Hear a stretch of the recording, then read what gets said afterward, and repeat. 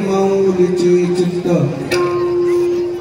ऐशी कळवळ्याची जाती करीला भावे प्रीती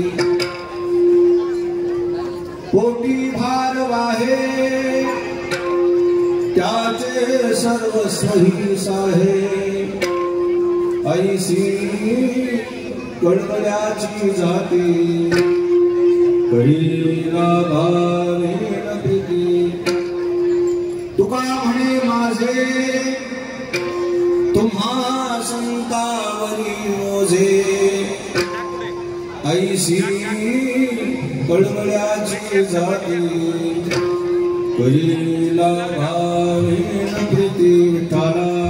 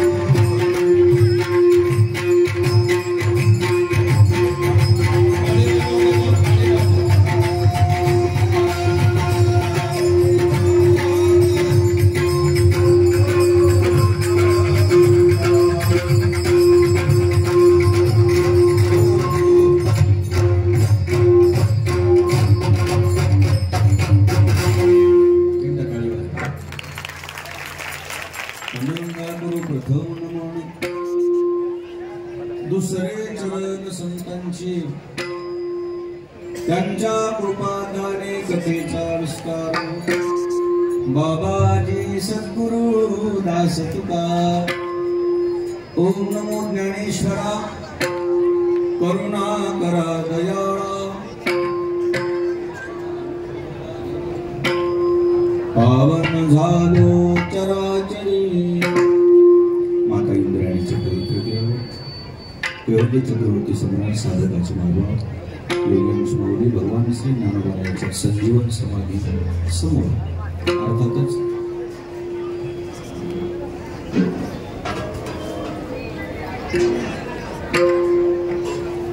आपण मागची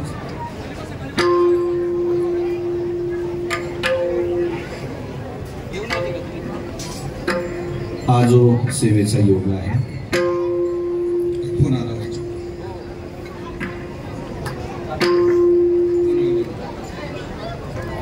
संगीत साधना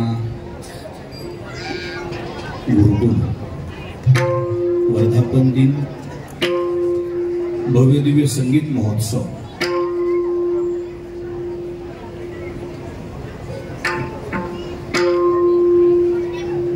कीर्तन महाप्रसाद आणि अभंगवाणी सायंकाळी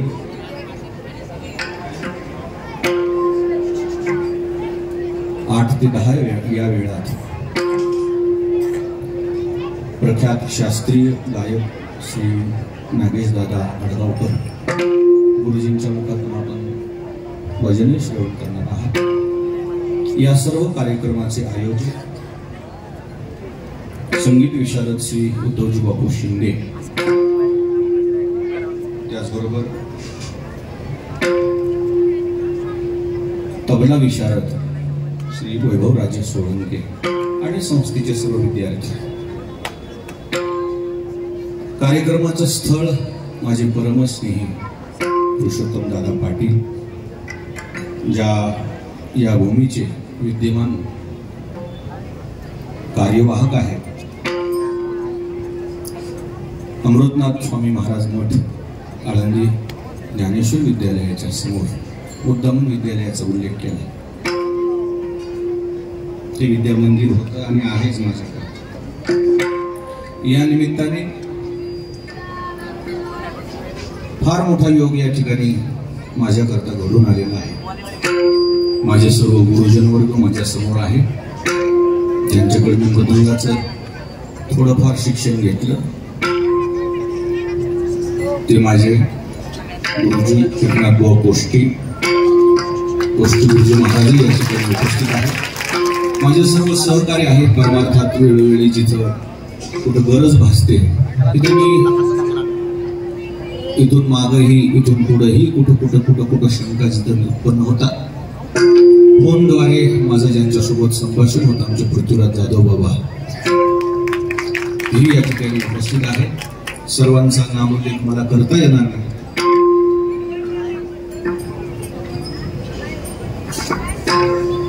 सर्वांचा काही नामोल्लेख करता येणार नाही। काल परवाच भगवान श्री ज्ञानोबाच्या मंदिरामध्ये श्री संत मारुती महाराज पुण्यतिथी रौप्य महोत्सव सोहळा आरंभ झाला। आमचे बंधू आणि मोहिते पाटील यांनी 8 दिवस इथे सेवा केली। अशी सर्व तज्ञ मंडळी आणि जे माझे सहकारी आहेत गायक वादक सर्व महाराज मंडळी गुरुजन मंडळी एका होणी बळी रे नाव जरी घ्यायचे ठरले मी आता माझ्याचे नाव कदाचित विसरू शकतात आणि मग त्यामध्ये माझा अपराध होईल, म्हणून मी कृपया सर्वांचा काही नामोल्लेख करत नाही। आपण सगळे एका घरातलीच आहोत तर नामोल्लेख करून आपल्यात आपण वेळ कशाला, त्यापेक्षा आपण सर्वजण एवढे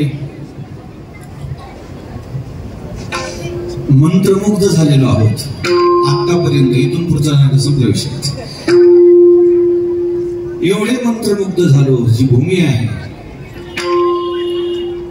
आणि या भूमीचा महिमान आणि भगवान श्री ज्ञानोबारायांची कृपा आपण मागच्या या 20 मिनिटांमध्ये आपण जी दिलेलं ज्ञान आहे, आपण जी सादर केलेली जी गुणवत्ता आहे ती भगवान श्री ज्ञानोबारायाच्या कृपेची पावती आहे असं मी समजतो. काय आनंद. खरं सांगू का, आषाढी कार्तिकेला येणारा वारकरी आहे मी. असा आधीमध्ये सहसा येत नाही. सहसा येत नाही म्हणजे याचा अर्थ तुम्ही समजून चला की तेवढं माझं पुण्य नाही आहे. आपण भाग्यवान आहात. इथं ज्ञानोबारायाच्या सान्निध्यात आपण 12 महिने 24 तास इथं राहू शकता. आपण एवढे भाग्यवान आहे. इथं बसलेल्या थोरातल्या थोरापासून तर लहानातल्या लहान थोरांपर्यंत मी सर्वांना साष्टांग दंडवत घालतो आणि अभंगाला अर्थातच सेवेला सुरुवात करतो.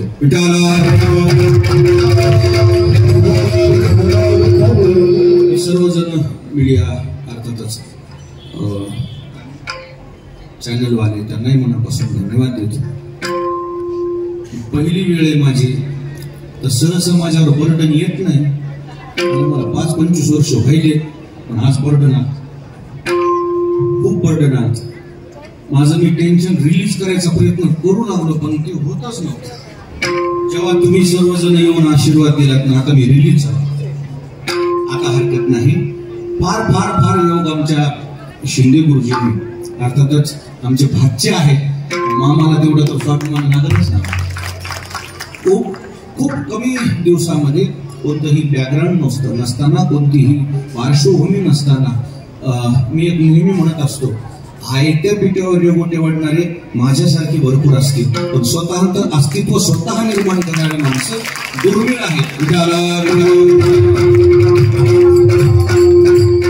पुन्हा एकदा मी आपल्या सर्व गुरुकुलाला, कालही गुरुकुलाचा आमच्या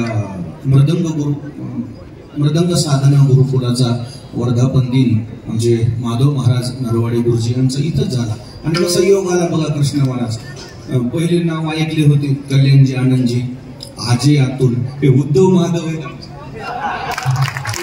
नाव ऐकले होते ना. आणि सलगच त्यांनी, मी तर म्हणतो जर योग आला चांगला तर आपण पुढच्या वर्षी दोन्ही एकत्रच करू.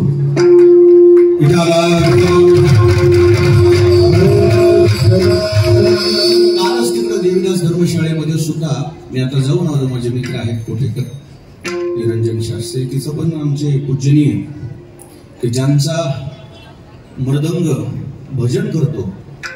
मृदंगावर भजन करणं वेगळं.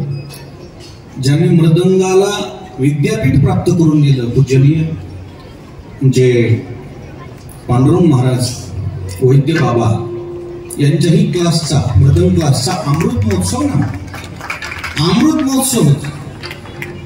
सुदैवाने मी एवढा भाग्यवान आहे, मी शिकायला एकच दिवस घेतो बाबा. एकच दिवस गेलो, एकच दिवस. तुम्हाला आश्चर्य वाटेल की एक दिवस गेल्यावर तिथला तो त्यांचा स्ट्रिक्टपणा ते काय आपल्याला झेपलाच नाही. मग मी दुसऱ्या दिवशी गेलो, म्हणलं बाबा तुम्ही असं मारतात काय माणसाला. आम्ही थरथर कापायला लागल्यावर मला म्हणले तुझे हातही पुरत नाहीस, तू लहान आहेस. एकमेव विद्यार्थी असेल, मला पांडुरंग बुवाने स्वतः गोष्टीबाबाच्या वटी टाकले होते. हे आनंदीचा मृदंग आहे. पांडुरंग बुवा म्हणले तू लहान आहेस, तुला मी अजून एक जणाकडे पाठवतो. पांडुरंग बाबाने मला पाठवले गोष्टीबाबा. तिथून मग मी 10-5 बोल काही शिकलो असतं. दिंडीत वगैरे ज्ञानोबा तुकाराम वाजितो. ह्याच्या समोर काय सांगा, 4 वेद आहेत माझ्या समोर. एकदा टाळी वाजवा. भरत महाराज, अरुण महाराज, कृष्णा महाराज, ओंकार महाराज, फार गोड, फार गोड. खरं सांगतो तुम्हाला, कीर्तनकार म्हणून मी उभा नाहीच आज, आणि ह्यांच्या समोर तो नाहीच नाही. एखादा उभं वर्गातला एखादा विद्यार्थी जर शिक्षक कुठे गेले तर मॉनिटर म्हणून उभं करते. कसं आहे, मॉनिटर आहे.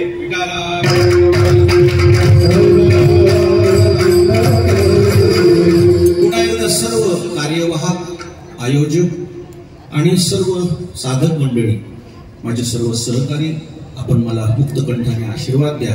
जास्तीत जास्त 30 मिनिटं ते 40 मिनिटं मी गुरुकृपेनं बोलण्याचा प्रयत्न करीन. आज सेवेकरता घेतलेल्या अभंगामध्ये भगवान श्री ज्ञानोबारायांच्या या पवित्र मंडपामध्ये, अलंकापूर नगरीमध्ये जगद्गुरु तुकोबारायांनी 2 गोष्टीचा उहापोह केलेला आहे. दृष्टांतामध्ये मातृत्व सांगितले आणि सिद्धांतामध्ये संतत्व मांडले.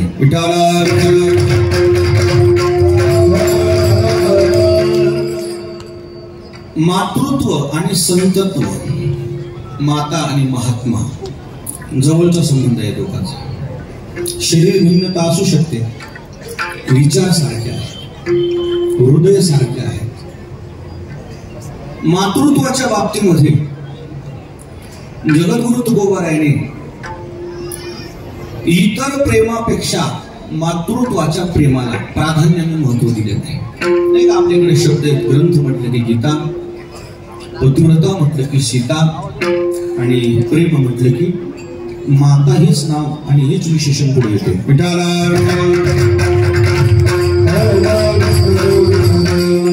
मला अजिबात काही येत नाही बरं, असं गंभीर होऊ नका, लय अवघड व्हायला बस. मी मराठवाड्यात देत नाही, इमानदार तुमच्या पुढे बर्डनच लिहायला, जरा थोडस मोकळं करा, मला रिलीज करा. नाही घाबरत मी, हाय गुरु कृपा. पण आज मात्र भला मोठा दगड ठेवलेला वाटायला एक्साइट काय सर्व बालासाहेब गुरुजीनं का आमच्या दाजीनं चाल म्हणली, किशोर महाराजांनी फार सुंदर चाल, फार आनंद वाटला. सरस्वतीची कृपा आहे. विठाला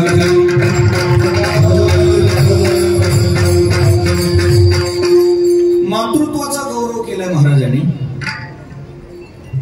स्नेहाच्या बाबतीमध्ये मातृत्वाची सर येत नाही असं म्हणतात, आणि ते सत्यताच आहे त्याच्यात. इतरही लोक परिवारातले आपल्यावर प्रेम करतात, पण त्या प्रेमामध्ये कुठंतरी काहीतरी स्वार्थ असतो. किंबहुना आपल्या परिवारातले इतरही सदस्य आपल्यावर प्रेम करतात, पण प्रेमाबरोबर आपले दोषही काढतात. परंतु एकच स्थळ असं आहे, एकच ठिकाण असं आहे, आपल्यावर प्रेम करतं पण आपले दोषच काढत नाही. पोटा आले त्याचे, पोटा आले त्याचे, पोटा आले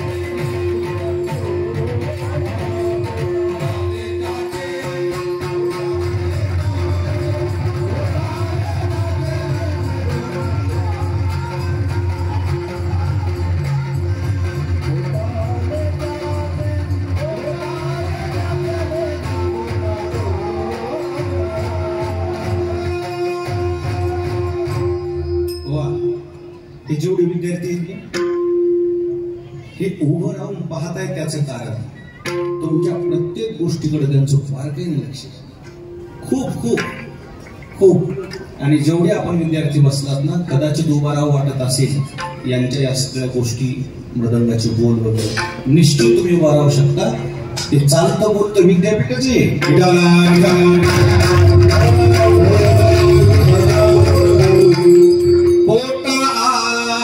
त्याचे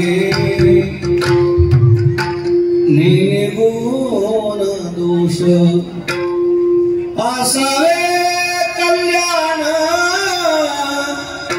हेची आस,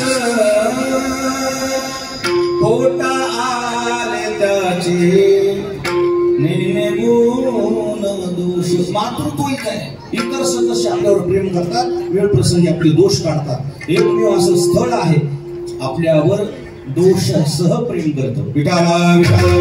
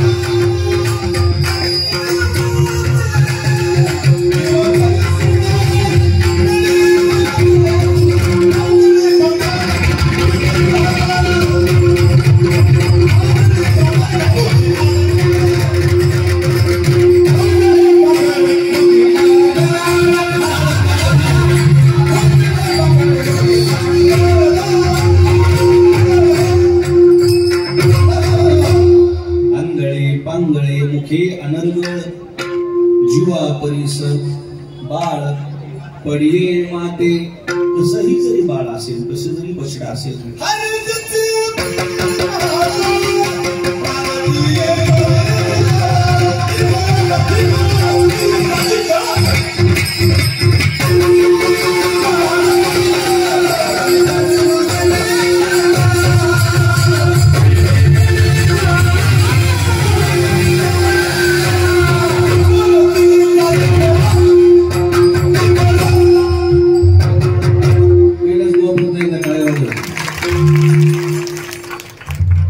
मातृत्व असं आहे की जे आपल्या बाळावर निस्वार्थ स्नेह दाखवत. तर त्या मातृत्वाच्या बाबतीमध्ये असंही नाही की फक्त मानवामध्येच ते स्नेह पाजायचे. पशु पक्ष्याचं जरी मातृत्व असेल ना, स्नेह सारखायचं. सूर्योदय झाला, चिमण्या चिव चिव चिव चिव चिव चिव चिव चिव चिव चिव चिव चिव करतात आणि भरपूर त्या चाऱ्याच्या शोधार्थ उडून जात असतात.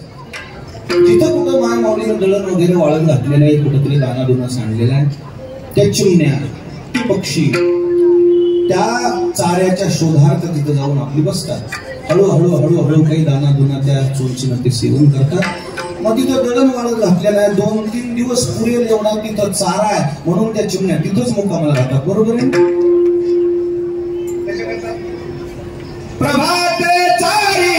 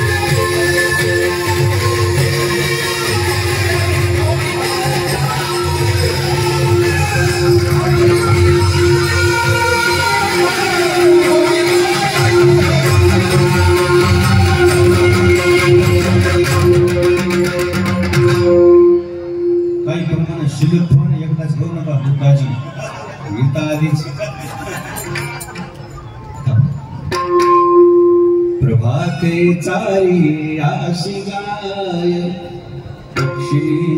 एक गोष्ट करू का सर्व आनंदीकरांना?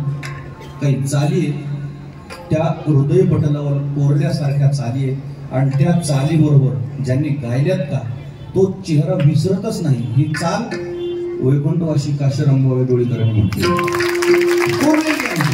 एक आहेतच काही ते रत्नच. पिलवाट पाहे पिलवाट पाहे उपवासी. उपवास एवढा त्या पिल्लाला घडलाय, ह्याला या बाळाला, या पिल्लाला, या पक्षाला माहित आहे. तिथं दळण वाळत घातले, राहू द्या, 8 दिवस इथंच राहू, 3 वेळेला जेवायला भेटते असं म्हणून नाहीये. पक्षी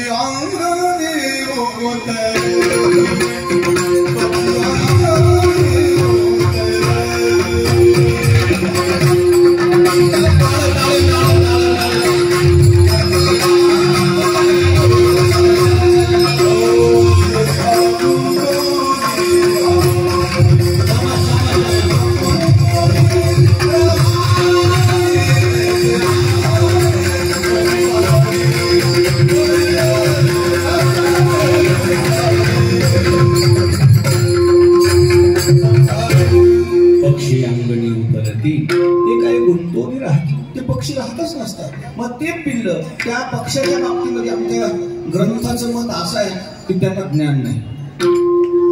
त्या पशु पक्ष्याच्या बाबतीमध्ये ग्रंथ काय म्हणतात? पशुकाय पाप पुण्य जाणते, उत्तम मध्यम भोग भोगिती, काही एक उपजता मरते, अंध बहिर होती पांगुळमुखी. मला वाटतं कदाचित इतर कोणते ज्ञानाचा अभाव असले त्यांच्यात, पण त्यांचं स्नेह मात्र जिवंत आहे. त्यांचं मातृत्व अबाधित आहे, मातृत्वाचं ज्ञान मात्र त्यांच्यात आहे. ते उपवाशी पोटी राहिलेल्या पिल्लाकडे धाव घेतात. हे पशु पक्ष्याचं सुद्धा मातृत्व शास्त्राने वर्णन केलेलं आहे.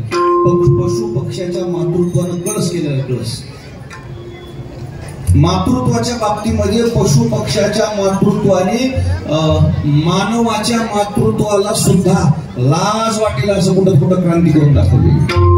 एक झोपड्याला आग लागली आणि त्या झोपड्यामध्ये एक छोटस बछडा, छोटस वासरू बांधलेलं होतं.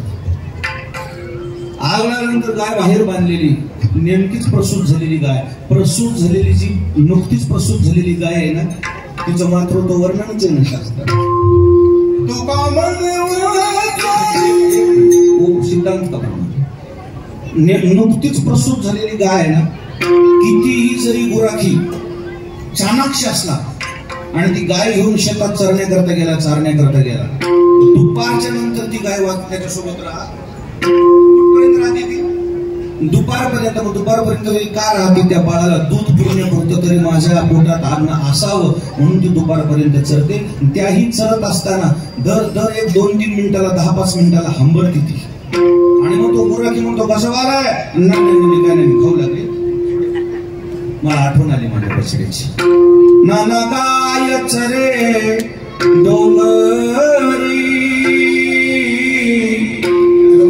चित्त बांधिले वत्सागरी. मला पाठांतरित नाही, मला जास्तीचं नाही येते आणि मला गरज नाही त्याच्यात.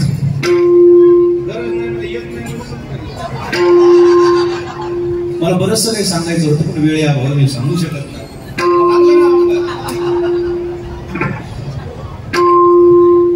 कितीही गुराखी चाणाक्ष असला, दुपारच्या नंतर तो संपूर्ण गुराकडे दुर्लक्ष करतो आणि एकाच गायीकडे तो लक्ष करतो आणि त्यामध्ये त्याचं एकच म्हणणं असते की तू 2 जीवाची आहेस. माझा शब्द बारा काही नाही का? तू 2 जीवाची आहेस. मी तुला चालण्याकरता चांगल्या गवताकडे का आणलंय? तू 2 जीवाची आहेस. तुझंही पोट भरलं पाहिजे, तुझ्या बछड्याचंही पोट भरलं पाहिजे. मी तुझ्यावर अन्याय करतो, तुझ्या अत्याचार करतो, तुझ्यावर असं समजू नको. मी तुझ्या बछड्यापासून तुला दूर लोटतोय. मी तुझ्या दोघांच्या मायलेकराच्या प्रेमामध्ये मी शत्रू तुला वाटत असेल, पण तुला खरं सांगतो, मी तुझा शत्रू नाही. तुझ्या बछड्याचं तुझं पोट भरावं म्हणून मी तुला सांगतोय, तू जाऊ नको. हा वारंवार तो गुराखी कोणाला करतो विनंती? त्या गाईला विनंती करतो, माझं ऐक, तू 2 जीवाची आहेस. परंतु ती गाय म्हणते, तुझं खरं आहे पण माझं वासरू तिकडे बांधलेलं आहे. त्या दरम्यान एखादं कुत्र आलं, एखादं श्वापद आलं आणि त्याने जर माझ्या बछड्याचं काही करता काय केलं तर मी काय करू? आणि सहसा नेमकीच प्रसूत झालेली गाय त्या गायीच्या बछड्याला गळ्याला बांधत नाही. कुठे बांधतात? फाशी बसून म्हणून त्याच्या पायाला बांधतात. आणि त्या दरम्यान एखादं कुत्र यावं, ज्या वासराला काय आहे? नाळ आहे. त्या दरम्यान एखादं कुत्र जर आलं तर ती गाय जर मोकळी असेल ना, शिंगानं ते कुत्र फाडायची तयारी दाखवते. हे मातृत्व. आणि तीच माता ज्यावेळी पेट घेतला त्या झोपडीनं, मुली वासरू आहे हे तिच्या लक्षात आलेलं आहे. बाहेर बांधलेली जी गाय आहे ती तोडती आपली दोरी आणि तोडून आटोकाट प्रयत्न करते त्या वासराला वाचवण्याचा. पण शेवटी ते बांधलं गेलेलं असल्यामुळे तिला काही हात नसतात.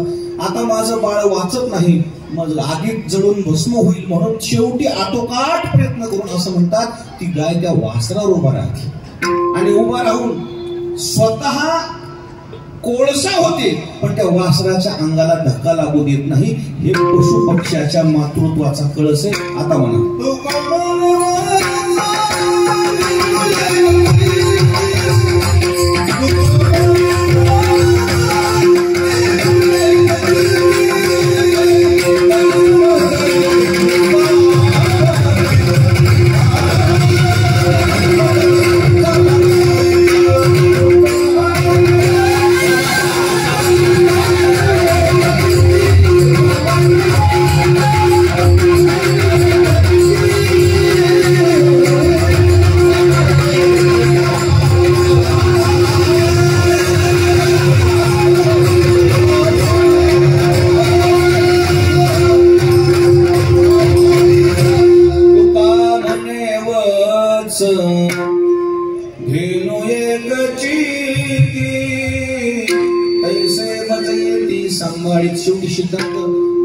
पाहिजे मी तिथं लावणार आहे शेवटच्या टप्प्यात, परंतु मला दृष्टांताची तेवढी भूमिका मांडायची आहे. मातृत्व आणि त्या मातृत्वाच्या बाबतीमध्ये असं एका जाणकार माणसाचं मत आहे की त्या मातृत्वाच्या बाबतीमध्ये आता का नाही, जुन्या काळात पश्चिम महाराष्ट्रामध्ये तेवढी काही अन्नधान्याचा तुटवडा नव्हता. महाराष्ट्रामध्ये मराठवाडा थोडा मागास भाग असल्यामुळे, पाणी टंचाई असल्यामुळे पश्चिम महाराष्ट्रामध्ये धरणं होते, आमच्याकडे धरणाचा अभाव होता.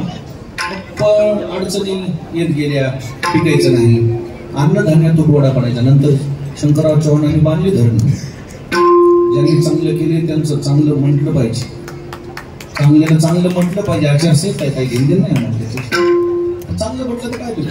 इकडल्या पश्चिम महाराष्ट्राच्या नेत्यांनी खूप छान धरणं बांधली, ओलिताखाली जमीन आली. पण मागास भाग, मग अन्नधान्याचा तुटवडा असल्यावर गहूच मिळायचे नाही, पंचपक्वान्न कुठून मिळतील. मग त्या संपूर्ण गोष्टीची गोडी असायची. एक गोष्ट सांगतो मी आता, बरं काही नाही, शेकडो किलोमीटर लोक जायची केवळ कशा करतात, जेवण्याकरता. कठीण काळ होता. त्या काळामध्ये पाहुणा जर आला तर त्या पाहुण्यासोबत घरच्या एकाच माणसाला चपाती असायची, एका, आणि तोही हुशार माणूस जेवायला बसलेला पाहिजे. कसा, खालच्या 3 चतकोर भाकरी आणि केवळ वरची एकच चतकोर चपाती. खालच्या 3 कोर खायच्या, वरचीला धक्काच लावायचा. इतकी मागास अवस्था होती. आणि तशा अवस्थेमध्ये प्रत्येक पदार्थाची, प्रत्येक गोष्टीची गोडी होती. मग लेक ज्यावेळेस आली ना, लेक आल्यानंतर जर मुलगा झालेला असेल, मुलगी झालेली असेल, तर ती लेक ज्यावेळी सुरुवातीला येते त्यावेळेस ती बोळवण म्हणतात. ती बोळवणीला आली, फलाण्याची मुलगी फलाण्याच्या घरी बोळवण आली, हे गावाला कळावं म्हणून काय दिलेली असायची त्या घरून, शिदोरी दिलेली असायची. मग शिदोरी ज्यावेळी दिली जायची त्यावेळेस लेकरं शाळेत गेलेली असायची. मग शिदोरी कोणाच्या हातात, शिदोरी कोणाच्या हातात, आईच्या. मग काय असू दे, जिलेबी असेल, लाडू असेल, करंज्या असतील, आईच्या हातात दिलेला लाडू, आईच्या हातात दिलेली जिलेबी आईच खाऊन घेते का, काय मला दुपारी मिळालेली ती शिदोरी सायंकाळपर्यंत ती जतन करून ठेवते. माझं बछड, माझा वाघ शाळेतून येईल ना, शाळेतून आल्यावर मी तिला ती गंमत देईल. त्याला काय देईल, गंमत देईल. मग ते शाळेतून आल्यावर खुश होऊन आले, वाघ काय तुला गंमत देऊ का. गंमत म्हणल्यावर किती आनंद होत होता तिथं गेल्यावरच कळतं, त्या परिस्थितीत गेल्यावर काय काय त्याचा आनंद होता. मग ती जिलेबीचा वेडा काय, ती काही फार काय किलो बनवती काय, महाराज तो वेडा ज्यावेळेस तिच्या मुखात जायचं ना त्या बाळाच्या, त्याची गोडी जितकी बाळाला होती का त्याच्यापेक्षा लाख पटीने गोडी ह्या आईच्या मुखामध्ये व्हायची. इतकी आई आनंदित व्हायची. का, त्याचं कारण काय, माझ्या बाळाला मिळालं ना, मला मिळलं, ही त्याची जी अनुभूती आहे फक्त मातृत्वालाच येऊ शकते.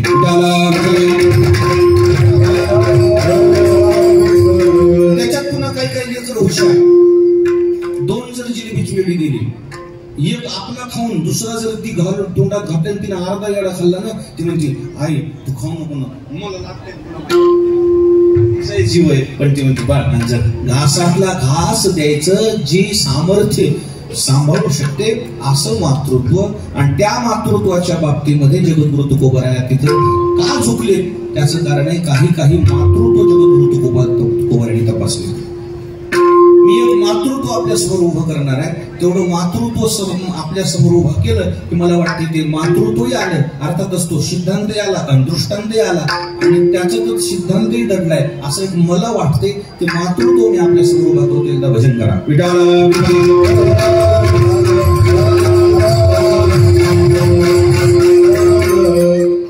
जे मला आपल्या समोर मातृत्व मांडायचे ते म्हणजे रुक्मिणी मातेचं मातृत्व.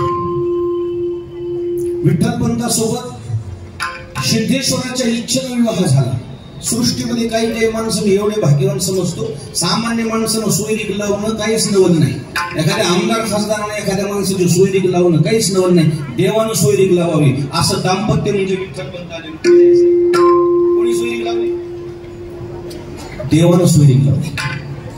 काही लोकांचा संसार असा आहे, देवाच्या इच्छेनं झालेला संसार आहे. देवानं सोयरीक लावल्यावर संसार होणारच नाही. मग देवाने सोयरीक लावली ही आळंदीकराला माहित नव्हतं का तुमच्या मध्ये? माहितच होतं, ते काही जाणकार नव्हते. भगवान सिद्धेश्वराच्या इच्छेनं झालेला विवाह आहे विठ्ठलपंताचा. परंतु त्या विवाहादरम्यान विठ्ठलपंताची जी विरक्ती आहे त्या विरक्तीमध्ये तीर्थयात्रा करूनही त्या विरक्तीमध्ये वाढत झाली, पण ती विरक्ती घटली नाही. सहसा विरक्ती घटत जाते. त्या विरक्ती घटण्यासाठी भरपूर आमिष आहेत. कशाने विरक्ती घटेल काही सांगता येत नाही, पण आमिषपोटी घटू शकते, पण नव्हती घटली विठ्ठलपंताची. सारखे म्हणायचे, रुक्मिणी मी संन्यास घेऊ का? रुक्मिणी या साहेबांनी सांगितलं, नाथा असं कसं जमेल तुम्हाला? नाही रुक्मिणी, माझं मन नाही लागत त्याच्यात. विठ्ठले हे चित्त प्रपंचापासून वमनते मनी. तरच रुक्मिणी मी संन्यास घेऊ का? काहीच नाही बोलायचं. शेवटी रुक्मिणी साहेब म्हटलं, तुम्हाला जसं कळतंय ना तसं करा, याच्यापेक्षा माझ्या शब्द नाही. त्याला पडत्या फळाची आज्ञा म्हणतात. तेवढ्या शब्दावर विठ्ठलपंतांनी संन्यास घेतला. तेवढा तरी शब्द का ऐकला विठ्ठलपंतांनी? तोपर्यंत का थांबले? त्याचं कारण आहे, शास्त्र परवानगीच देत नाही पत्नीच्या परवानगीशिवाय दीक्षा घेण्याकरता. लग्न झालं नसेल तर दीक्षा घेण्याकरता आईची परवानगी लागते, आणि लग्न झाल्यानंतर दीक्षा घेण्याकरता पत्नीची परवानगी लागते. तीही पत्नीला परवानगी देता येते, पण कधी संतती झाली तर. संतती झालेली नसेल तर दीक्षा घेता येत नाही, असा सिद्धांत. संतती वाचोनी न घ्यावा संन्यास. संततीशिवाय संन्यास घेऊ नये, अशा पद्धतीत विठ्ठलपंतांनी संन्यास घेतला. का घेतला? दिली का परवानगी? दिली नाही, परंतु नसताना सुद्धा का घेतला? परंतु ती विरक्तीच तशी पराकोटीची होती. ज्यांनी दीक्षा दिल्यानंतर ती भारत भ्रमण करण्याकरता निघाली. भारत भ्रमण करता एक फार शुद्ध महादेवाचं ठिकाण आहे, शिवपीठ, हे इथंच आले. त्या महात्म्याच्या दर्शनासाठी आळंदी गडबडीनं जायला लागली. संपूर्ण आळंदी दर्शनाला आली. रुक्मिणी आईसाहेब दर्शनाला आल्या. दर्शनाला आल्यानंतर रुक्मिणी आईसाहेबांचं दर्शन पाहून त्या महात्म्याच्या मुखातून आशीर्वाद निघाला. पुत्रवती हो, सौभाग्यवती हो. आशीर्वाद देणं साधू संतांचं काम आहे, परंतु खरं सांगतो का, आता साधू संत सुद्धा संभ्रमात आहेत. का? ज्यांना आशीर्वाद द्यायचा का काय म्हणून आशीर्वाद द्यायचा तेच कळत.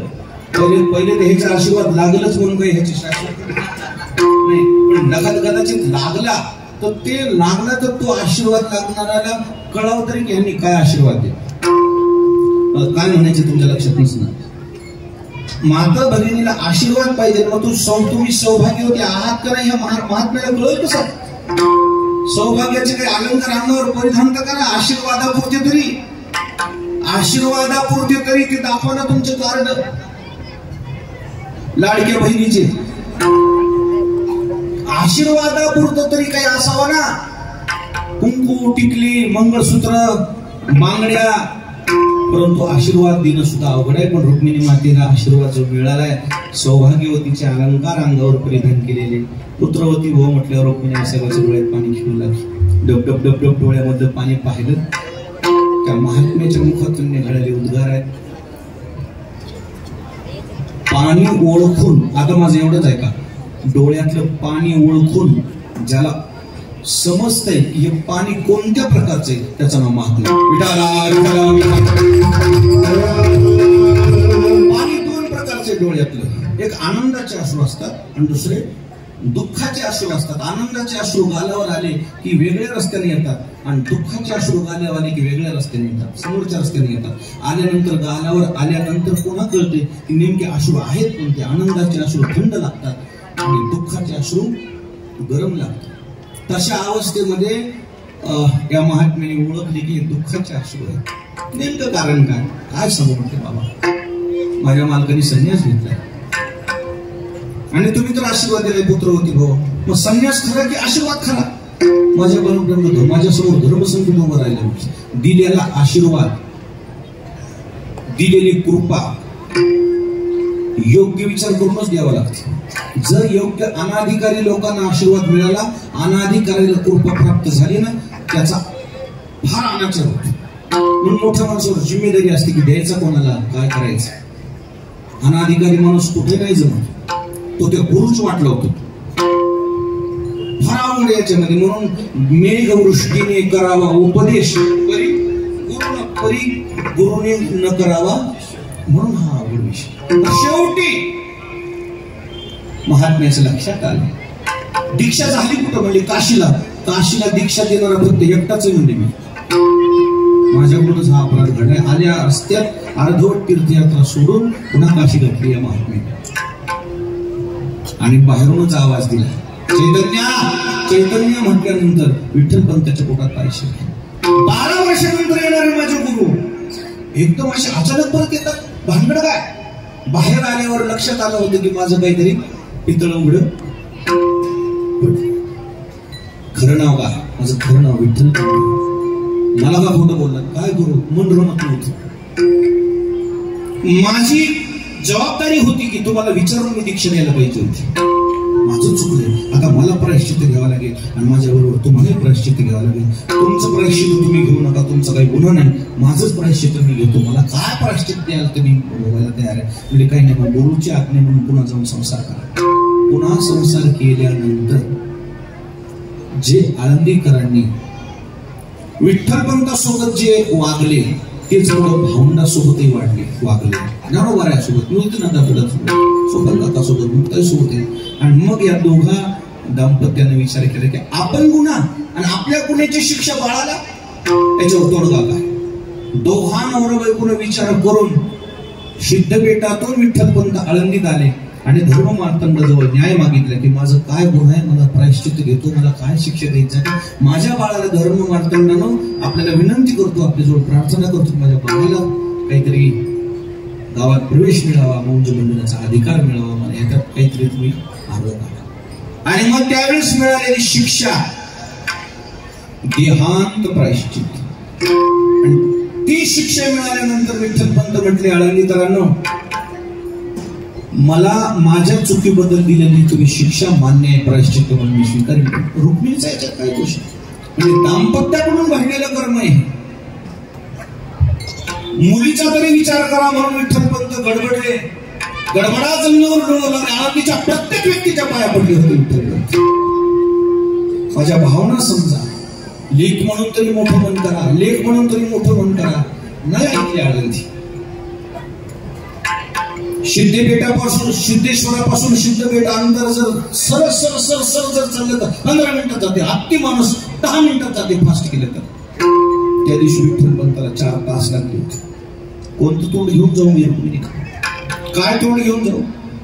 जे झालंय, जे अनर्थ घडलाय त्याचा फक्त मी गुन्हेगार आहे, मीच आहे सगळं. 4 तासानंतर रुक्मिणी मातेची अवस्था अशी झालेली, बाळाला सोडून पतीच्या शोधार्थ जाऊ. बाळाचं काही करता काय झालं तर काय करू? पतीचा शोध घेत जाताना बाळाचं काय झालं तर काय करू? बाळाजवळच बसू. तिकडे पतीला काही करता काय झालं तर काय करू? माग आड आणि पुढं अशा अवस्थेत विठ्ठलपंत दिसले. आणि विठ्ठलपंत दिसल्यावर रुक्मिणी माता धावल्या, नाथा नेमकं काय झालं? एकच सांगतो, पत्नीचा शब्द कोरून ठेवा कुठं जमत असेल. नवऱ्याच्या मुखाकडे बघून, नवऱ्याच्या तोंडाकडे बघून सुख दुःख जिला कळतात का तिचं नाव बायको आहे, तिचं नाव तिचंच नाव. नवऱ्याचं मुख पाहून जी स्थिती होती ना रुक्मिणी त्या काळात म्हणल्या होत्या 750 वर्षापूर्वी, नाथा आळंदीकरांनी कोणतीही जरी शिक्षा दिली असेल ना, तुम्ही स्वतःला एकटे समजू नका, मी तुमच्या सोबत आहे. मग विठ्ठलपंत म्हटले, रुक्मिणी आळंदीकर निष्ठूर झालेत. मी माझ्याकडून घडलेल्या गुन्ह्याचं प्रायश्चित्त मी घ्यायला गेलो होतो त्यांच्याकडे मागायला, त्यांनी त्याच्यात तुलाही गोवले. कोणतं प्रायश्चित्त सांगितलं आपल्याला? आपण करू ना, मग आपण ते करू. काही आपल्या जीवाचं रान करू. तुम्ही सांगा तर आपल्या परिस्थितीनुसार करू आपण. रुक्मिणी देहांत प्रायश्चित्त सांगितलंय ग. दोघे नवरा बायको रडले. डाय मोकळून एकामेकाच्या गळ्याला पण रडले. त्यावेळेस रुक्मिणी मातेनं विठ्ठलपंतांना धीर दिला की नाथा, आपल्या मुलाबाळाच्या सुखाकरता आणि आपल्या मुलाबाळाची जर मौज बंधन होत असतील ना, आपल्या मुलाला जर आळंदीत प्रवेश मिळत असेल, आपली बाळ जर सुखानं जगत असतील ना, आपण काही कायमस्वरूपी राहायला आलो की काय? आपण आपल्या बाळाकरता जगतोय ना, मग आपली बाळं सुखी राहत असतील तर आपल्या जगण्याला तरी काय अर्थ? काय विचार करतो तुम्ही? चला आपण दोघे देहांत प्रायश्चित्त घेऊ. त्या वेळेला रात्री संपूर्ण ही चारही भावंड झोपी घालून रुक्मिणी माता संपूर्ण लेकराच्या डोक्यावर हात फिरून मिळाली, बाळा हो, या जगाचं भलं करण्याची जिम्मेदारी तुमच्यावर. तुमच्या भल्याकरता एवढंच नाही, या आळंदीत येणारा प्रत्येक साधक आणि प्रत्येक विद्यार्थ्याच्या भल्याकरता आज ही रुक्मिणी देहांत प्रायश्चित्त घेत आहे. विठ्ठलपंताने केवळ एकट्याने देहांत प्रायश्चित्त घेतलं नाही, तर विठ्ठलपंताबरोबर रुक्मिणी मातेनेही देहांत प्रायश्चित्त घेतली. ही माता बघितली होती जगद्गुरु तुकोबारायांनी, आणि या रुक्मिणी मातेकडे बघूनच जगद्गुरु तुकोबारायांचा अभंग लिखित झाला असेल. अभंगाचं पहिलं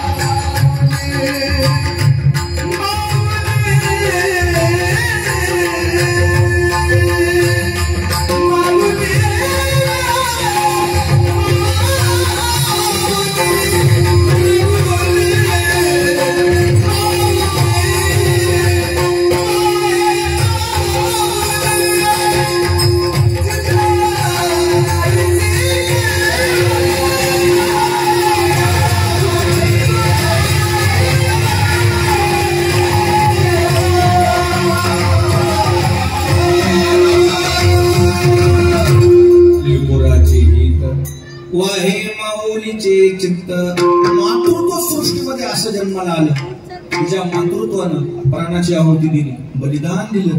केवळ ज्ञानोबाया करता दिलेलं बलिदान नाहीये, प्रत्येक विद्यार्थ्याकरता, मंडपातल्या प्रत्येक लेकराकरता दिलेलं बलिदान आहे. प्रत्येक लेकराकरता, प्रत्येक हे दिसतायत नाही ज्ञानोबायाचे रुक्मिणी मातेच्या दृष्टीने हे सगळे मानस पुत्र आहेत रुक्मिणी मातेचे. केवळ ज्ञानोबायाच रुक्मिणी मातेच्या पोटी जन्म आले म्हणून त्यांचे काय ते सगळे मानसपुत्र. हे मातृत्व, या मातृत्वाच्या पोटी जन्माला आलेलं मातृत्व त्यापेक्षाही तोला मोलाचं आहे. या मातृत्वाचं आहे, रुक्मिणी माताच्या पोटी जन्माला आलेलं मातृत्व हे सिद्धांताचं मातृत्व आहे. विठाला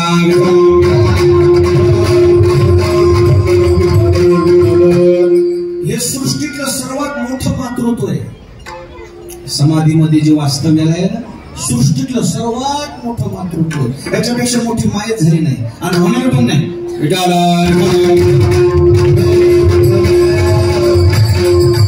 कधी कधी असं वाटतंय या ज्ञानाबाईला अर्थातच माऊलीला एवढं मोठं हृदय केलेलं असताना, एवढी विशाल ही माता असताना, हिनं सुद्धा काही काही मातेचा गौरव केला. या मातेच्या मुखातून, या समाधीतल्या मातेच्या मुखातून एकमेव मातृत्व जगासमोर आलं, त्या मातृत्वाचं नाव आहे मदालसा. मदालसेचं वर्णन मार्कंडेय पुराणामध्ये येते. श्लोक आहे पण मला येत नाही, पण अर्धा तुकडा येते तेवढा मी म्हणतो.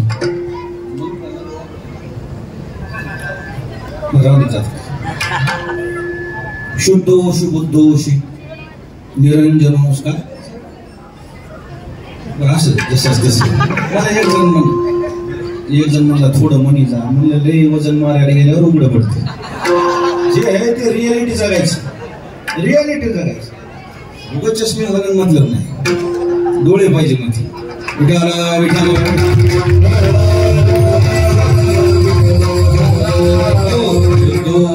बुद्धोषी निरंजनोषी संसार माया परिवर्ज दोषी. ऐकलं होतं थोडं थोडं. या माईनं एकमेव माय है, एकमेव माता है की ज्ञानोबाऱ्याला भावलेली आहे. ज्ञानोबाऱ्यासारखी माई या जगात नाही, पण त्या माईला सुद्धा एका मातृत्वाचा गौरव करा वाटला. मदाला जे काही 27 24 जगात एकमेव माता आहे, तिचं नाव मदालस आहे. बरं, त्या मदालसाचं वर्णन असं आहे, तिन्ही लोकात तिची चर्चा होती. कौतुक सांगू का? तिन्ही लोकात तिच्या सौंदर्याची चर्चा होती. तिन्ही लोकांमध्ये तिच्या सौंदर्याची चर्चा होती. पण त्या काळातही तिच्या सौंदर्यापेक्षा तिच्या स्वभावावर ज्ञानोबाऱ्याने भर दिला जास्त. मोठी माणसं काय करतात बघा, कोळशाच्या खदानीतून बी काय शोधतात, हिरे शोधतात. ज्ञानोबाऱ्याने तिचं सौंदर्य बघत बसले नाही, तिच्या सौंदर्याचा विपर्यास करत बसले नाही. ज्ञानोबाऱ्याने त्या काळात तिच्या स्वभावाचा फार मोठा विपर्यास केला. सदा का होते महाराज, एवढं सौंदर्य होतं म्हणून त्या मदालसीचं. फार मोठ्या एका राजाची मुलगी आहे, विश्वावसू नावाचा राजा, गंधर्वाचा राजा, आणि त्याची मुलगी राजकन्या. आता ती काही काळी सावळी असेल काय, तिच्या सौंदर्याच्या त्या चर्चा तिन्ही लोकात होत्या. आणि त्या तिन्ही लोकात चर्चा असताना त्या काळात त्या मदालसीला पाताळकेतू नावाच्या राक्षसाने चोरवले. सौंदर्याची शिकारच होता गेली इथून मागे. सौंदर्य जितकं चांगलं तितकंच सौंदर्य, पण जितकं जगातलं सौंदर्य चांगलं दिसतं ना, तितक्या सौंदर्यानं शिकार जरी झाली, आपल्या कर्तृत्वाचा ठसा सोडलाय एवढं. सृष्टीचं सर्वात मोठं सौंदर्य आम्हाला सीता मातेच्या रूपाने दिसते. पण त्या सीता मातेनं सुद्धा सौंदर्याच्या बाबतीत त्या सीतेला त्रास झाला. पण त्या सीता मातेनं त्या सौंदर्याला महाराज स्वभावात बदल करून सौंदर्यापेक्षा स्वभावानं सीता माता समाजामध्ये जिवंत आहे. काय स्वभाव, आता त्या स्वभावाकडे मला जायला वेळ नाही. स्वभाव अर्थातच परमार्थ, स्वभावात अर्थातच काय सीता मातेचा परमार्थ. एक ओवीमध्ये नाथांच्या बाबतीत एक ओवी घेतो तेवढी आणि मग पुढे जातो.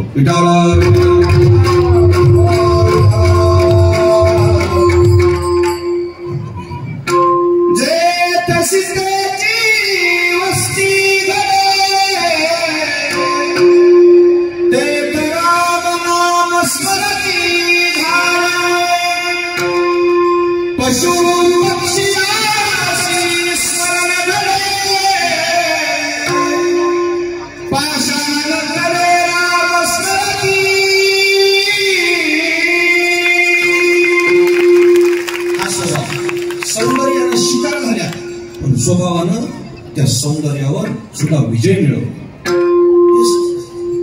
ती स्थिती मदालसीच्या नशिबाला आली. मदालसीचं अपहरण केलं पाताळकेतू नावाच्या राक्षसाने.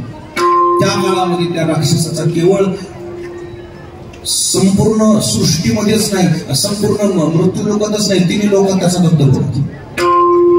तिन्ही लोक गालव नावाचे ऋषी 1000 वेळेस त्याने यज्ञामध्ये प्रतिबंध आणला होता. पहिल्यापासून राक्षस नाही चांगल्या कामात प्रतिबंध आणते म्हणून तर राक्षस म्हणते. त्याच का बियाणं मोडले की काय आहे अजून गाजर गोंडा विठाला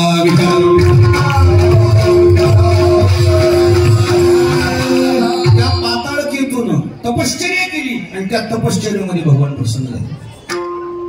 व हेतू काय तुमच्या तपश्चर्याचा? माझी ही जी विहित कर्म आहे त्यामध्ये मला तो पाताळकेतू अडचण आणतो कसा. ठीक आहे. आणि एक इतका सुंदर घोडा दिला त्या महाराजाला. बसलेले लोक म्हणते महाराजाला घोडा देऊन ते भागणार होतं का? काय मोठ्या माणसाचं मोठंच दृष्टी असते. तो जो घोडा देत टाका तो घोडा जेवढा सामर्थ्य संपन्न होता त्याच्यावर जो बसेल का त्याचं सामर्थ्य दुप्पट होत होतं. त्या काळात राज्य करणारा राजा होता सूर्यवंशातला शत्रुजित. आणि त्या शत्रुजिताचा मुलगा महापराक्रमी ऋतुध्वज. आणि तो ऋतुध्वज त्या घोड्यावर बसला, त्याचं सामर्थ्य दुप्पट झालं. त्याने पाताळकेतूवर सोबत युद्ध केलं आणि पाताळकेतू सोबत युद्ध करून ती मदालसा सोडून आणली आणि घरपोच नेऊन पोहोचवली. त्या दरम्यान त्या दोघांचा जो संवाद झाला तो इतिहासाला माहित आहे. तो संवाद म्हणजे शास्त्र. त्या शास्त्राच्या चर्चेदरम्यान त्या मदालसाच्या लक्षात आलं हा योग्य वर आहे आपल्यासोबत विवाह करण्याकरता हा योग्य वर आहे. वडिलांना सांगितलं, मग त्यांचा विवाह झाला. आणि त्या विवाहादरम्यान एक शर्त ठेवली होती. शर्त काय ठेवली होती? Register marriage. काय लिहिलं होतं? आपल्याला जी संतती होईल, सुदैवाने जी संतती होईल त्या संततीला मी तुमच्या विचारानं वाढवणार नाही, मी कोणाच्या विचारानं वाढवणार, माझ्या विचारानं वाढवेल. हे मातृत्व त्या काळात उदयाला आलं. आणि म्हणून त्या मातृत्वाला सुदैवानं 3 संतत्या झाल्या. पहिली संतती झाली की 7-8 वर्षे झाली की विरक्ती निर्माण व्हायची की जंगलात तपश्चर्या. दुसरी संतती त्या तपश्चर्या. तिसरी संतती वैराग्य तपश्चर्या. तिन्ही ऋषी झाले, तिन्ही योगी झाले. आणि चौथी संतती झाल्यावर ऋतुध्वज नावाचा राजा मदनसीच्या पाया पडला होता. तुझ्या पाया पडतो म्हणजे राज्यकारभार कसं चालायचं, एक तरी संतती मला दे. आणि पुन्हा एकदा करार झाला. आणि त्या करारामध्ये ठरवलं गेलं की संतती मी देईल, पण राज्यकारभारापुरती मर्यादित देईल. राज्यकारभाराला उत्तराधिकारी तयार झाल्यानंतर ही संतती सुद्धा मी माझ्याच मार्गात आणेल असं ठरवून संतती दिली. आई कोणती आहे की संसाराला देत असताना ठरवून देते की मी इतके दिवस तुम्हाला देईल, नंतर मी माझ्या परमार्थाला लावीन. ही एकमेव मदालसा नावाची माता अशी झाली की त्या मातेनं त्या संततीला पाळण्यातच भजन शिकवलं. आता ते भजन काय मी म्हणत नाही, आता ते काय लय अभंग आहेत. जागरे पुत्र राया जाई श्री गुरु शरण. मदालसासारखी म्हणतच नाही. हा देह नाशिवा.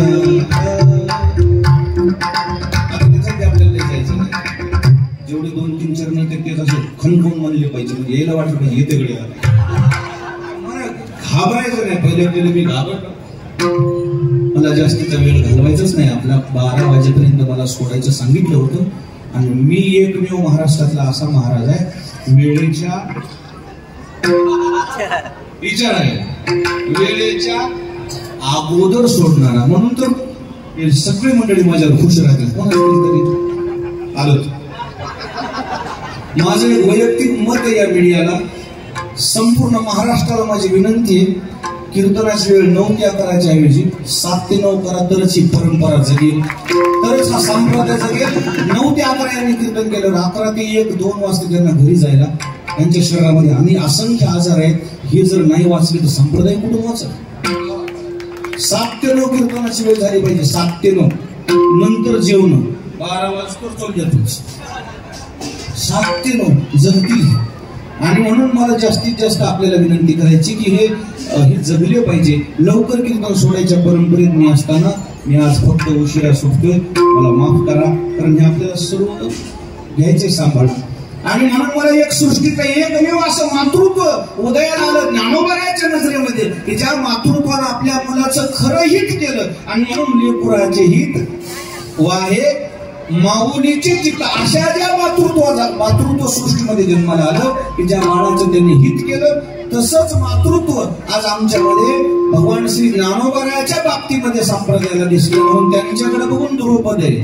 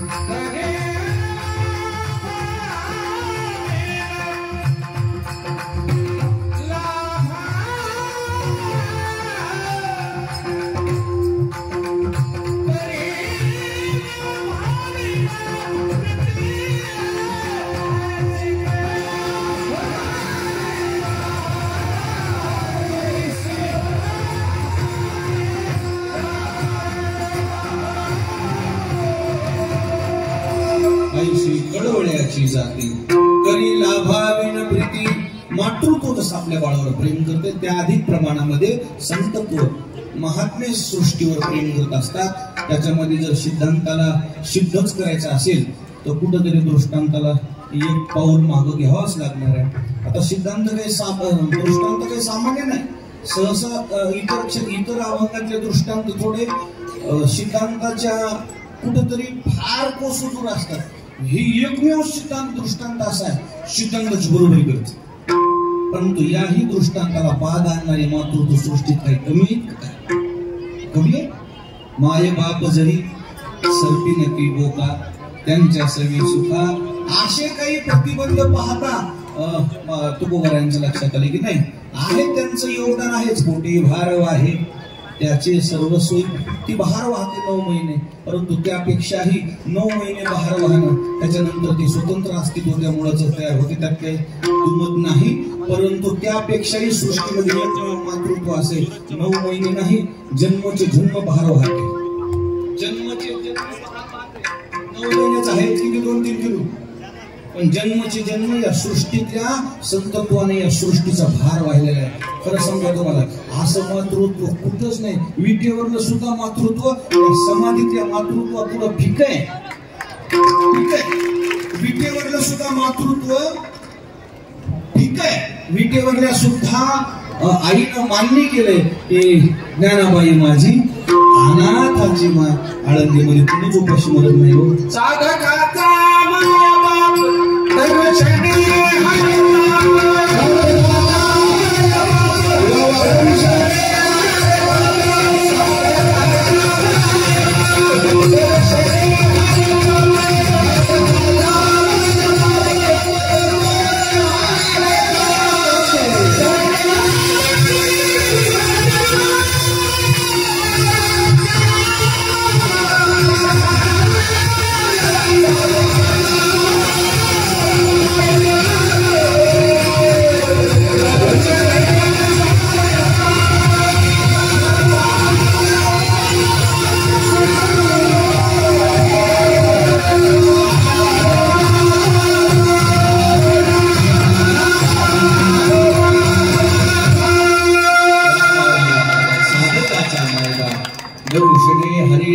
मातृत्व वज वाहते पण आपल्याच लेकराचं वज वाहते. आपल्या आपुलियाचा कळवळा अनेका बाळावरी नाही. ते म्हणतात इतक्या वेळ कसं म्हणून मांडलं होतं तर नाहीलच.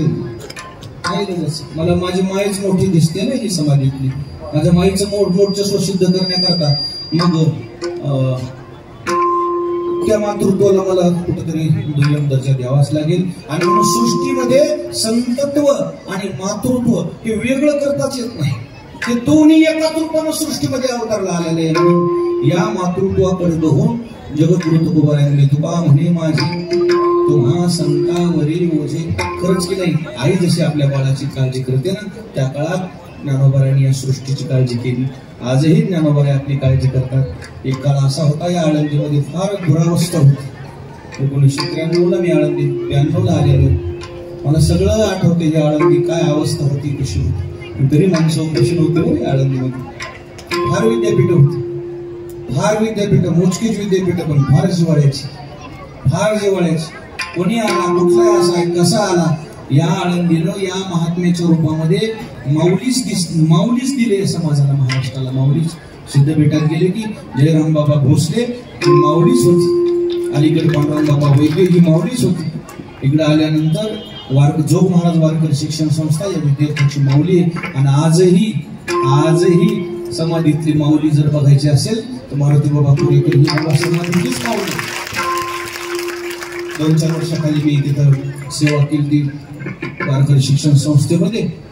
छोटासा सप्ताह केला होता. सप्ताह संपल्यावर सगळी लोक गेल्यावर मी एकटा हिशोब करायला मागं राहिल्यावर निघाल्यावर माझं मन म्हणलं होतं की एकदा मारुती बाबाला भेटून जावं काही विचारावं.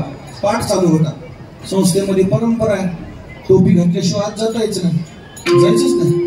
आणि मला तर पहिल्यापासूनच टोपी नाही. पहिल्यापासून मी फेटाच बाबा मी टोपी घातलीच नाही. काय की मला फेटाच असते तर टोपी घातलीच नाही. आता म्हणले दाजी टोपी घालतात का? मी नाही घातली. तुम्हाला कोणी घातली का? मला घातली का? मी टोपी घातली कोणाला, मी मग ती फेटाच बांधलेला असायचं. फेटा बांधून बाबाची पुढी कसं जाऊन बोडकाच गेलो. बोडक कोण आला म्हणून तिथले सगळे अध्यापक म्हणे काय बाबाच्या पाया पडायचं ते माहित होत. प्रत्येक गावात एखादं तरी सगळं घोडं लेकून राहतेच. मी गेल्यावर पाठ चालू होता. पाठ चालू असताना मी दिसले बाबांनी पाठ सोडून दिला. साक्षीदार आहेत काय काय 4थ्या वर्षाचे विद्यार्थी साक्षीदार आहेत. पाठ सुटला बाहेर आले. नाही ना बाबा म्हणजे मी पाया पडून निघालतो. नाही म्हणजे मला बोलायचं. विद्यार्थ्याला म्हणजे बसा मी आलो. आणि मग मला म्हणले बाहेर धरलं हाताला मारुती बाबा म्हणले सप्ताह झाला काही आडी अडचण आहे का? 10-5 रुपयाची काही कमतरता आहे का? माझ्या पुण्यामध्ये भरपूर लोक ओळखीचे मी तुम्हाला मदत करू शकतो. बाबा म्हणलं काहीच अडचण नाही मला. आणि मग त्यावेळेस मला बाबांनी जवळ धरलं होतं ना. मारुती बाबांच्या जवळ धरलं ते 25 वर्षापूर्वी जे मला मोठ्या महाराजांना जवळ धरलं होतं तेवढंच स्नेह माझ्या बाबतीमध्ये मारुती बाबाचं बाजारलं होतं. तेवढंच स्नेह. आणि गाडीकडे येतो बाबा म्हणून निघाल्यावर ते जेवढे 4थ्या वर्षाचे विद्यार्थी होते त्याला म्हणले वाट लावून येतो. म्हणले बाबा मी तेवढा मोठा तो मोठा म्हणून नाही म्हणले. लेख जाऊ लागल्यावर माईनं गाडीत बसूपर्यंत वाटा लावायचं असते. मी गाडीत बसलो आणि गाडीत बसल्यावर मारुती बाबांना असं दार ढकललं. त्या दिवशी मी म्हटलो की ज्ञानोबारायाचं जे मातृत्व आज या आळंदीला जर बघायला भेटत असेल तर मारुती बाबाच्या रूपामध्ये बघायला भेटते. त्या मातृत्वाचा झरा आज या आळंदीमध्ये वाहतोय. सगळ्यांनी त्या झऱ्यामध्ये स्नान करून मंत्रमुग्ध होऊन आपल्या जीवनाला कृतार्थता द्यावी अशी अपेक्षा करतो. यांच्याकडे बघूनच आपण सर्व साधक मंडळी म्हटलं पाहिजे तुका म्हणे माझे तुम्हा संतावरी म्हणजे. आणि त्यांच्याकडून त्यांच्या मार्गदर्शनाने आपलं जीवन जर आपण व्यतीत केलं तर निश्चित आपल्या जीवनाचा कुठं ना कुठंतरी यशस्वी आपलं जीवन झाल्याशिवाय राहणार नाही. पुन्हा एकदा भगवान श्री ज्ञानोबारायांचं मातृत्व जगद्गुरु तुकोबाराने सिद्ध केलं. आणि त्या मातृत्वाकडे बघून जगद्गुरु तुकोबाराय म्हणतात ऐशी कळवळ्याची जाती करीला भाविन प्रीते भोपार.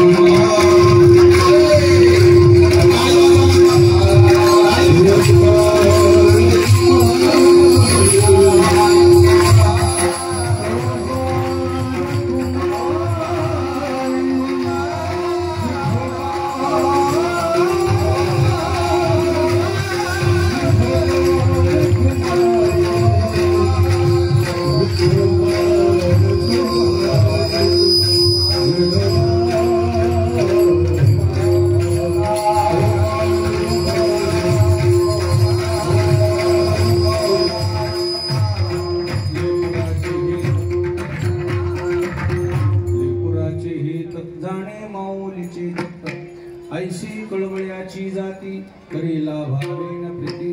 या न्यायाने या ठिकाणी सेवा करण्याचा प्रयत्न केलाय. आमच्या परिवारामध्ये एकमेव असं व्यक्तिमत्व झाले उद्धव बापू शिंदे. वास्तविक पाहता एवढा मोठा आजार होता. टाळूला छिद्र एवढं एक बोट आत जाईल एवढं टाळूला छिद्र आहे. आमच्या घरच्या सगळ्याला लोकांना वाटायचे शब्द फुरत नाही शब्द बोलता येत नाही कसं होईल. काय म्हणतात आईनं जर पदरात घेतलं ना ज्ञानोबारानं पदरात घेतलं उद्धव शिंदे नाही उद्धव बापू शिंदे होऊ शकतो. ते मातृत्व पाजरलंय. आणि म्हणून त्यांच्याकडे बघून म्हणतोय लेकराची जाणे माऊलीचे चित्त. त्या या अशा लेकरावर माऊलीची कृपा झाली. हे सगळे आपण माऊलीचे लेकर आहेत. निश्चित आपण तानयाचे लागता झटे पाना अधिकची फुटे अशा न्यायानं आपण ज्ञानोबारायाकडे जाऊ आणि त्या आईच्या पदराखाली आईच्या मांडीवर निश्चित परमार्थ आपला सुखाचा व्हावं अशी अपेक्षा करतो. पुन्हा एकदा आपण महानुभाव सर्व संत महंत गुरुवर्य सर्व साधक मंडळी माझे विद्यार्थी माझे सहकारी आपण सर्व गुरुजन मंडळी आपण सगळे मोठी मंडळी आहात. परंतु माझ्या गुरुकृपेनं मला इथं सेवेकरता उभं केले आणि आपण एवढा आपल्या मनाचा मोठेपणा करून माझे शब्द या ठिकाणी ऐकला. जेवढे चुकीचे ते माझे आणि जे चांगले आहेत ते माझ्या गुरुकृपेचे इथंच सांगतो. ज्ञानेश्वर